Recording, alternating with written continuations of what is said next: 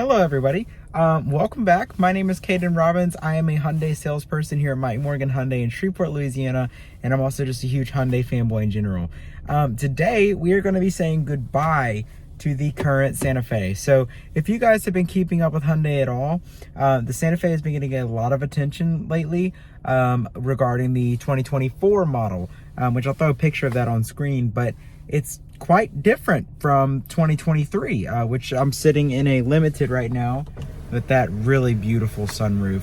I'm sitting in a limited 23 model, and I'm gonna go over the great things that Hyundai really nailed in this model, and I'm going to go over what I'm looking forward to the most out of the 2024 model. So without further ado, let's start with the exterior as usual.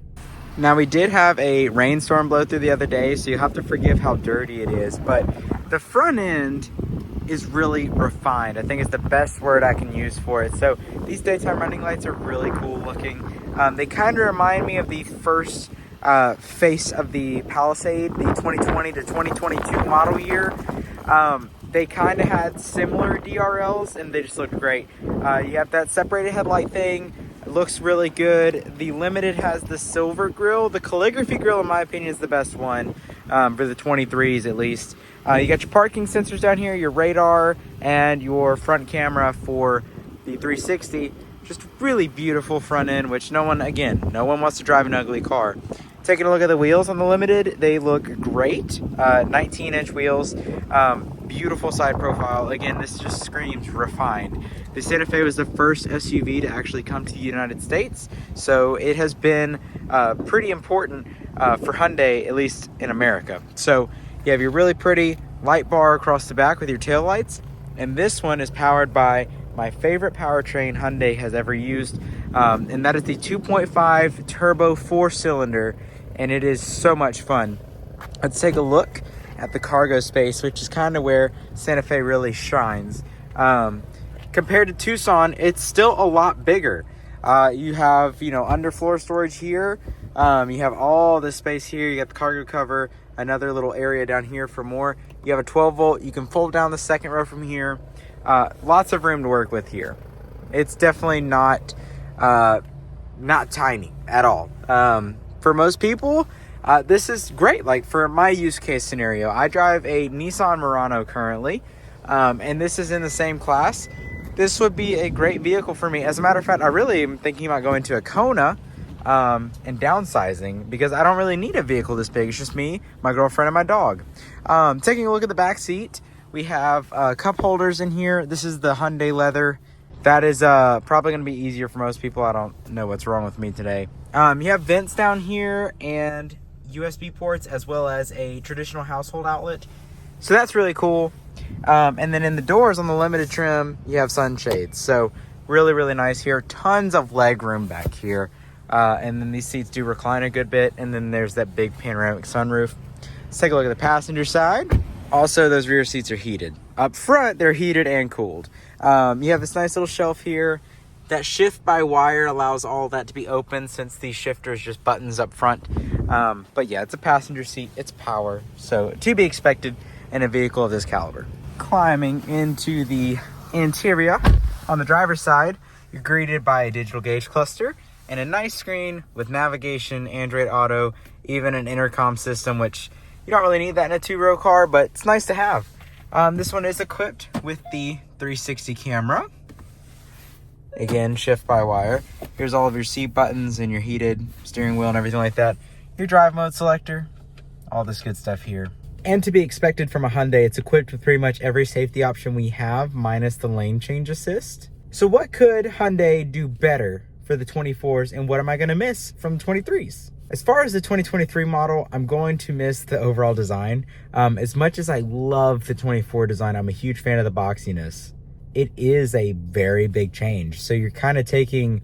It's almost like the new Santa Fe isn't even really a Santa Fe. The new Santa Fe is a Santa Fe in name only, for the most part, because the design, it doesn't share the same cues as this one does with previous generations. And the Santa Fe has had a 3-row before, so this isn't the first time Santa Fe is getting a 3rd row. Albeit, I'm very excited about that 3rd row. 3-row vehicles are like all the craze right now. As a salesperson, not only do I sell a ton of Palisades, more than any other car pretty much, but even our pre-owned vehicles, they go quick when they're 3 rows. Most people don't need the full 7 or 8 capacity, but it's nice to have the option in case the kids have a friend that's coming, or in my case, if I got some friends that we're gonna go take a road trip with, the 5-seater isn't gonna be the best option, and those 7 or 8 seats would really come in handy. Otherwise, you're stacking everyone in the bench in the 2nd row, and that's not great.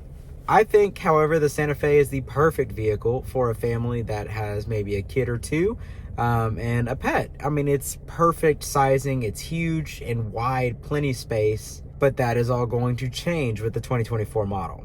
It's going to be about 3 inches shorter than the Palisade. As a matter of fact, we have several on the way. Last video I mentioned we had 2 allocated.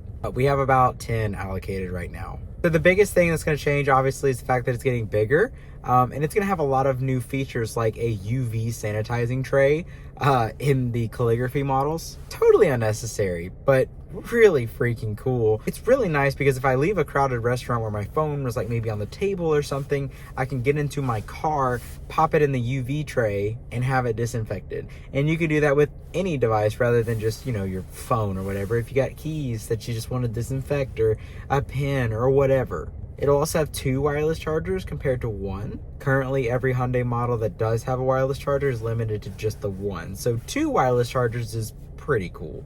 Over on the sides, on the B pillars, there will be integrated handles to get on top of the roof, which I think is fantastic. And then the Santa Fe will have the largest opening tailgate. It is super wide, and Hyundai is really proud of it. They're calling it the wide tailgate. If I'm not mistaken, it's like the official name for it. So it's a big deal, and it is huge.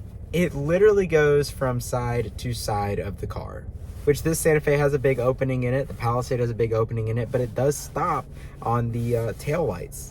This Santa Fe does not do that, and that's why the taillights are so much lower and there's more lights on the bottom bumper piece. Overall, I'm a huge fan of the new Santa Fe design. I cannot wait to actually see one. It is the Hyundai I am the most excited about to sit in and review. But until then, it's kind of bittersweet because this model that I've really grown to like is going to be no more. But we have 2 of these on our lot. 2 2023 limited Santa Fe's, brand new. And of course, with the 24s on the horizon, they've got to go. So if a big old mid-size SUV is what you want, but you do not want the 3rd row and you want to save some money, these 2 vehicles are a perfect option. We don't know pricing on the 2024 Santa Fe quite yet, so that's another thing that I'm waiting to hear back on, but I'd assume that it'd be close to Palisade pricing, and it's not going to stay in the same price range as the current Santa Fe. It just wouldn't make sense to have a 3-row vehicle cost the same amount as a 2-row.